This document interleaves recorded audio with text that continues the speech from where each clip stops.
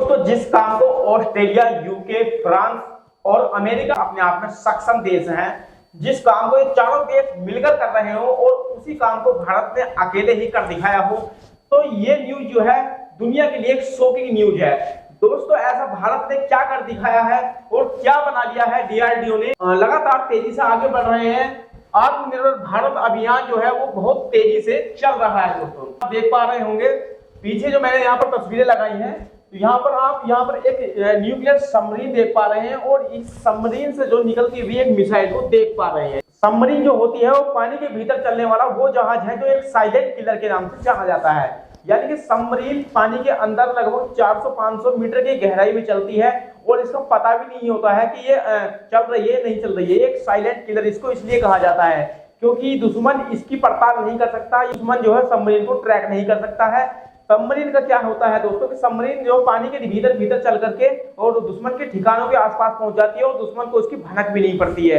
Submarine अपने आप में एक बहुत ज्यादा जो है आधुनिक हथियार माना जाता है, जो कि इसको बनाने के लिए विश्व में बहुत ज्यादा होड़ मची हुई है। लेकिन भारत ने एक नहीं बल्कि दो कारनामे ऐसे कर दिखाए हैं जिसको जानकर शायद दुनिया हैरान है। दोस्तों, हम बात कर लेते हैं। पहले आप नीचे सबमरीन देख पा रहे हैं जो फिलहाल पानी के ऊपर दिखाई जा रही है, इसके बारे में बात करते हैं। दोस्तों, ये तो सबमरीन जो कई तरह की पाई जाती हैं, जो कि मतलब बैटरी पावर से चलती है, डीजल पावर से चलती हैं। लेकिन जो मैंने पीछे आपको बताया था, फ्रांस, ऑस्ट्रेलिया और यूके और अमेरिका, ये 4 देश मिलकर जिस प्रोजेक्ट पर काम कर रहे थे वो भारत ने अकेले कर दिखाया। लेकिन ऐसा क्या है इस सबमरीन में जो 4 देश मिलकर, जो इतने संपन्न देश है वो 4 देश मिलकर इस चीज को बनाने में लगे हुए हैं। दोस्तों, मैं आपको बता दूं सबमरीन ज्यादातर होती है, इनके अंदर इंजन जो लगे होते हैं वो डीजल कैपेबल इंजन होते हैं, जो कि मतलब डीजल कैपेबल जो सबमरीन होती है वो कहीं ना कहीं दुश्मन की पकड़ में आने के इसका खतरा बना रहता है। उसका खतरा बना क्यों रहता है? क्योंकि डीजल से चलने वाली जो सबमरीन होती है उसको चलाने के लिए जब आप पानी के भीतर डीजल से किसी सबमरीन को चलाएंगे तो उसमें जो है बबल्स जरूर बनेंगे और बबल्स बनने से जो दुश्मन जो है इस चीज को ट्रैक कर पाता है कि बबल्स क्यों आ रहे हैं। लेकिन जो भारत ने यहाँ पर सबमरीन बनाई है, आप यहाँ पर देख पा रहे हैं, जो न्यूक्लियर पावर से चलने वाली, यानी कि न्यूक्लियर पावर या फिर न्यूक्लियर रिएक्टर जिस तरह से बिजली रिएक्ट करते हैं, यानी कि बिजली बनती है न्यूक्लियर रिएक्टर में एक साइलेंट की तरह, उसी तरह से यहाँ पर इसके अंदर जो इंजन लगा दिया गया है वो न्यूक्लियर पावर से चलेगा। दोस्तों, यानी कि जिस तरह से जान सकते हैं कि आजकल जो इलेक्ट्रिक व्हीकल चलते हैं एक पावर से, जो कि मतलब उसमें जो करंट जनरेट किया जाता है, उसी तरह से न्यूक्लियर पावर का इसमें उपयोग किया गया है और उसके बाद में सबमरीन को जो है बनाया गया है। यानी कि ये एक जो है आधुनिक डिजिटल तरीके से इसको बिल्कुल तैयार किया गया है और ये काम कर दिखाया है हमारे डीआरडीओ ने। यानी कि दोस्तों, आप इसकी कुछ खासियतें समझ गए होंगे, क्योंकि डीजल कैपेबल जो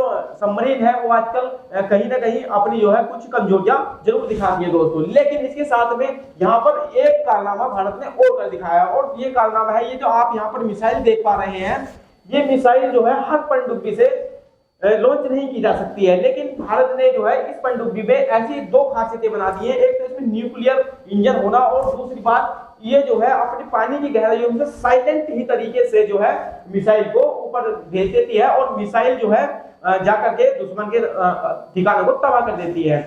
लेकिन इसमें नया क्या है दोस्तों, आपने सबमरीन के बारे में कुछ आप जानकारी रखते हैं तो आपने देखा होगा जब भी सबमरीन को कहीं पर अटैक करना होता है तो सबमरीन को पहले पानी के ऊपर लाया जाता है और उसके बाद जो मिसाइल से अटैक करवाया जाता है। क्योंकि मिसाइल कोई भी चीज हो, रॉकेट हो या फिर मिसाइल हो, ये एक अपने जो है सिस्टम से चलते हैं और उनमें सिस्टम क्या होता है, मिसाइल जब यानी कि लॉन्च की जाती है या रॉकेट कोई लॉन्च किया जाता है तो उसमें पीछे आग निकलती है और आग निकलने का मतलब ये है कि यदि हम पानी के नीचे से इसको लॉन्च कर देंगे तो वो आग जो है पानी से बुझ जाएगी, तो कहीं ना कहीं ये मिशन फेल हो जाता है। लेकिन इस बार डीआरडीओ ने एक ऐसा कमाल कर दिखाया है जो कि पानी के नीचे से ही जो है 200, 300, 500 मीटर की गहराई से ही इसको लॉन्च कर सकते हैं और इसमें कुछ ऐसी तकनीक लगाई है, कुछ ऐसा फ्यूल का जुगाड़ किया है जो कि पानी के अंदर इस आग को नहीं बुझने देता है। एक ऐसा प्रेशर इसमें जो है यानी कि ऐसा प्रेशर जनरेट किया है जो पानी जो है इसके आगे हार मान जाता है और यही चीज इसको अपने इस सिस्टम में नया बनाता है। दोस्तों ये जो आप यहाँ पर मिसाइल देख पा रहे हैं, इस सबमरीन के साथ साथ इस मिसाइल को भी डिजाइन किया गया है, इसको नाम दिया गया है किलर K4। मैं आपको बता दूं दोस्तों, ये मिसाइल भारत के पास जो पहले से ही मौजूद थी, यानी कि आपने सुना होगा अग्नि 3 जो मिसाइल थी उसी को डिजाइन करके जो है इस मिसाइल को नया नाम दे दिया गया है यानी कि किलर K4, जो आज भी जो भारत के पास में अग्नि 3 टाइप की मिसाइलें हैं वो आज भी अन्य सबमरीनों में अपना जो है लगी हुई हैं, लेकिन उनमें कहीं ना कहीं एक पॉइंट कम है। वो पॉइंट कम क्या है, क्योंकि सबमरीन को पहले ऊपर लाया जाता है और उसके बाद में जो है मिसाइल को लॉन्च किया जाता है, लेकिन इसमें खास तकनीक की वजह से ही इसको जो है आधुनिक मिसाइल माना जा रहा है, क्योंकि इसको पानी के नीचे से ही हम जो है अब दुश्मन के ठिकाने तबाह कर सकते हैं, लॉन्च कर सकते हैं इस मिसाइल को। लेकिन इसकी मैं आपको कुछ डिटेल बता देता हूँ। इसका किलर K4 है और जो इसका जो स्ट्राइक रेंज है वो लगभग 3500 किलोमीटर यानी कि 3500 किलोमीटर के एरिया में ये जो है जा सकती है, और वहां पर जो है अपने साथ में न्यूक्लियर हेड भी ले जा सकती है, और उसके बाद में दुश्मन हुए देशों पर यहाँ पर 3500 किलोमीटर 3500 किलोमीटर एरिया कितना होता है ये आप समझ पा रहे होंगे। ये 3500 किलोमीटर तक जाती है और वहां पर जाकर के अपना जो है हमला करती है। यदि हम इसकी लेंथ की बात करें, यानी जो इसकी ऊंचाई दी गई है वो 12 मीटर है और जो इसकी चौड़ाई है वो लगभग 1.3 मीटर है। इसका जो वजन है वो 17 टन है। जो इस मिसाइल का वजन है वो 17 टन है और ये अपने साथ में 2 टन वॉरहेड ले जाने का यानी कि सामर्थ्य रखती है। अपने साथ में लगभग 2 टन वजन ले जाने में सक्षम है दोस्तों। और इसका जो इंजन है वो सॉलिड फ्यूल से चलता है, जैसा कि मैंने आपको पीछे बताया है दोस्तों।